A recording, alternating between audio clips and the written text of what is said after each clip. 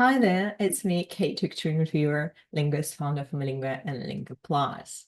And today we're talking about language as an instrument, as a tool for personal transformation. No. We're not talking about success cultures, transformational cultures. No, we are looking at language and culture and how we can switch between languages and cultures and tap into different facets of ourselves. Do you remember April Love, when she was there, well, totally devastated after her divorce, started picking up Italian, and suddenly she started feeling better? I believe one of the reasons is when we are switching to a different language, it's not just about switching the code, yeah, the words. It's also about switching cultural frameworks, sets of values, and also emotional tones, because we are learning how we can express ourselves, process our emotions in a different sociocultural experience, environment. And it's so important because suddenly, first of all, if something happened in your life, specific language, like you got traumatized, let's say you got traumatized in English, but you start learning, let's say, well, Italian, Spanish, French, Portuguese, I'm thinking about, something, more cheerful. German maybe a little bit heavier, Chinese maybe a little bit colder, but in any case, you learn one of these languages, you actually, first of all, kind of create distance between your strong emotions, your emotional trauma, because you're switching the code. Yeah, your memories, your traumas are encoded in your brain in that language in which trauma happened. And then what happens next, that you tap into all those sociocultural, like emotional, codes, and you learn how to adjust your behavior, how to, well, eventually behave slightly differently. And when you do that, so what happens suddenly? Well, first of all, yeah, you become more adaptable, and adaptability is one of the skills of this, century.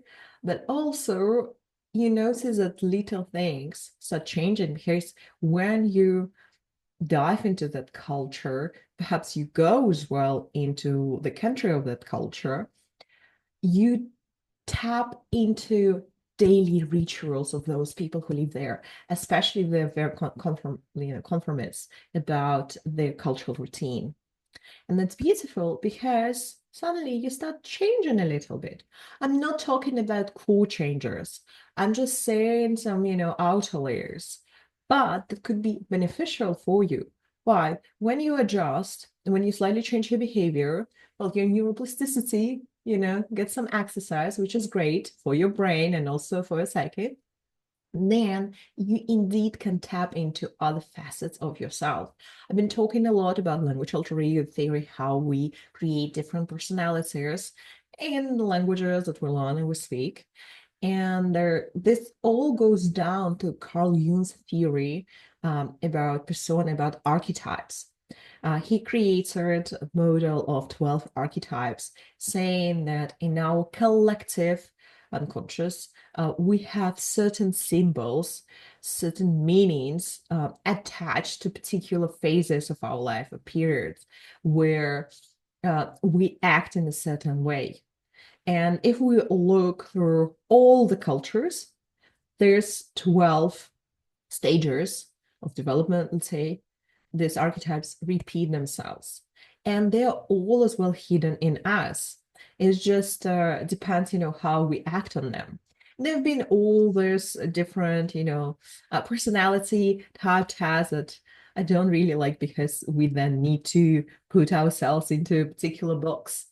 Um, but they're all based on Carl Jung theory. So if we look with you at the theory, like from cross-cultural psychological perspective, what we may discover that certain archetypes are more aligned with certain cultures, right? So if we are looking at sage, so the archetype of sage, we would think more about culture that is, say, focused more on philosophy and spirituality, for instance, right? If it's warrior, so there we noted that the cultured people would value strength, right?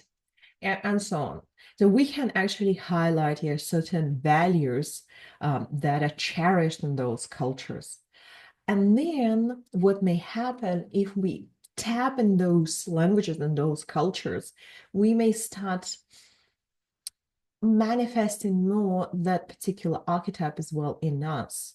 We may, show it more to the light. And that's quite peculiar, because maybe you believe that you are a shy person, maybe that you are an introvert. But if you try another language, especially a language that feels like more extroverted language rather than introverted, you may be surprised because you may get more extroverted in that language. That may sound crazy, but I know a lot of people, and there are surveys for bilingual, multilingual speakers showing that you may switch your introvert extrovert scale across languages. And that fascinates me. So, therefore, if you feel that you are right now in the moment where you perhaps gone through a big change, or you're going through a big change, maybe it's a bit traumatic, or maybe you're stressful, but you're all right. So there is a shift.